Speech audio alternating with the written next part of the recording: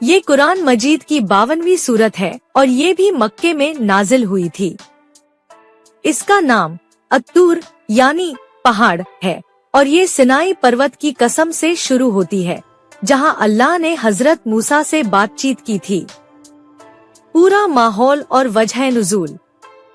ये सूरत भी उसी वक्त नाजिल हुई जब मक्के के काफिर पैगंबर मोहम्मद सल्लल्लाहु अलैहि वसल्लम और इस्लाम की दावत का जोर शोर से मजाक उड़ा रहे थे और उन पर झूठे इल्जाम लगा रहे थे। वो कहते थे कि अगर ये सच्चा पैगंबर है तो कोई चमत्कार दिखाए, या ये कुरान किसी और से सीख कर सुना रहा है।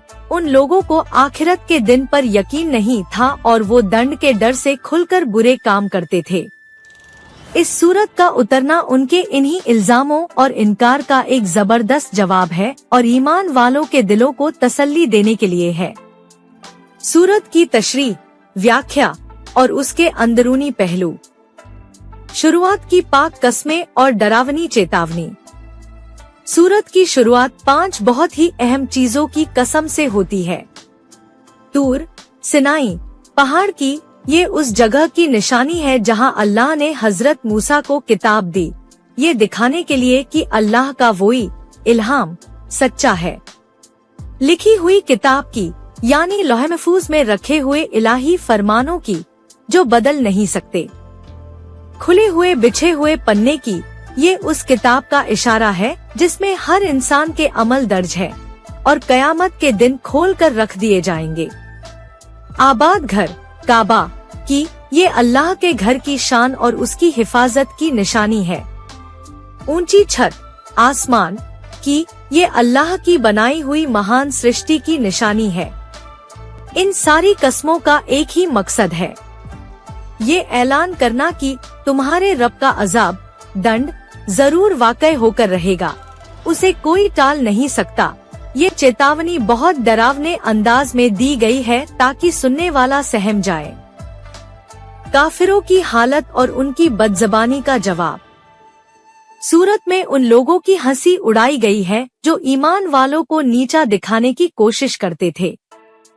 वो कहते थे कि ये मोहम्मद क्या है, ये तो बस तुम्हारे जैसा एक आदमी है, तुम फिर क्यों उसकी बात मानने लगे। सूरत जवाब देती है कि क्या उन्हें यकीन है कि अल्लाह की तरफ से कोई पकड़ने वाला अजाब नहीं आएगा। उनकी इस गफलत, बेखबरी पर पछतावा होगा। सूरत उनकी उस सोच को भी बेबुनियाद बताती है कि ये कुरान किसी शायर या काहिन, ज्योतिषी का कलाम है, बल्कि ये तो जबरदस्त रब्बुल आलमीन, सारे जहान के पालनहार का वो इल्हाम है। पिछली कौमों के अंजाम का जिक्र सूरत फिर पिछले ज़माने के ताकतवर और जालिम लोगों का हाल बयान करती है, जैसे फिरौन और समूद की कौम। उनके पास भी नबी आए थे और चेतावनी दी थी, मगर उन्होंने भी उन्हें झुठलाया था। नतीजा ये हुआ कि अल्लाह ने उन्हें बहुत सख्त सजा दी। ये इतिहास से सबक लेने की दावत है ताकि मक्के के लोग अपनी बर्बादी को न बुलाएं। आखिरत की हकीकत और जन्नत दोस्त का स्पष्ट चित्र। सूरत के आखिरी हिस्से में बहुत ही सुंदर और स्पष्ट तरीके से जन्नत और दोज़ख का बयान किया गया है। ईमान वालों के लिए जन्नत का सुख, उन्हें शानदार बाग दिए जाएंगे जहां नेमतों से भरी हुई ततियां, सिंहासन लगी होंगी। उनके सामने चमकदार बर्तनों और जामों, प्यालों से शराब-ए-बेंशा, जन्नत की शराब पेश की जाएगी। वहाँ उनके लोगों से मुलाकात होगी और वो आराम और सुकून की जिंदगी बसर करेंगे। उनसे कहा जाएगा, खाओ पियो मजे से उन अमलों के बदले जो तुम दुनिया में भेज चुके हो।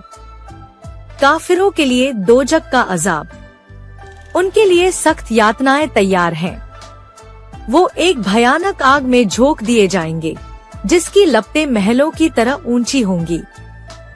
जब वो उससे निकलना चाहेंगे तो वापस धकेल दिए जाएंगे और उनसे कहा जाएगा, अब उस आग के अजाब का मजा चखो जिसे तुम झुठलाया करते थे।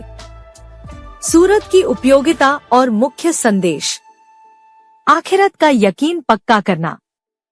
ये सूरत आखिरत के दिन की हकीकत को इतने जोरदार अंदाज में पेश करती है कि पढ़ने वाले के दिल में उसकी सच्चाई बैठ जाती है।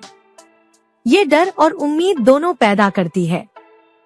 पैगंबर साहब की हिफाजत और तसल्ली। जब पैगंबर साहब पर तरह तरह के इल्जाम लगाए जा रहे थे, तो ये सूरत उन्हें और ईमान वालों को तसल्ली देती है कि आखिरकार हक ही की जीत होगी और झुठलाने वालों का बुरा अंजाम होगा। इंसान की जिम्मेदारी का एहसास। ये सूरत बताती है कि हर इंसान के अमल एक किताब में दर्ज हैं और उसके आधार पर उसका फैसला होगा। इससे इंसान अपने हर काम की जवाबदेही महसूस करता है और बुराइयों से बचने की कोशिश करता है। दुनिया की नेमतों के प्रति शुक्र का जज्बा। जन्नत की नेमतों का बयान सुनकर इंसान के दिल में अल्लाह की शुक्रगुजारी, धन्यवाद का भाव पैदा होता है कि उसने हमें दुनिया में ही कितनी चीजें दी हैं और आखिरत में तो और भी बेहतरीन इनाम देगा। निष्कर्ष। सूरत अत्तूर एक तरह से काफिरों के सामने एक अल्टीमेटम, अंतिम चेतावनी है। ये बहुत ही जोरदार और दिल दहला देने वाले अंदाज में सच्चाई को पेश करती है। ये सूरत हमें ये सोचने पर मजबूर कर देती है कि हम किस रास्ते पर चल रहे हैं, उन लोगों के रास्ते पर जिनका अंजाम दोज़ख है या उन लोगों के रास्ते पर जिनके लिए जन्नत की खुशखबरी है। ये दिल को नर्म करने और जिंदगी को सही दिशा देने वाली सूरत है।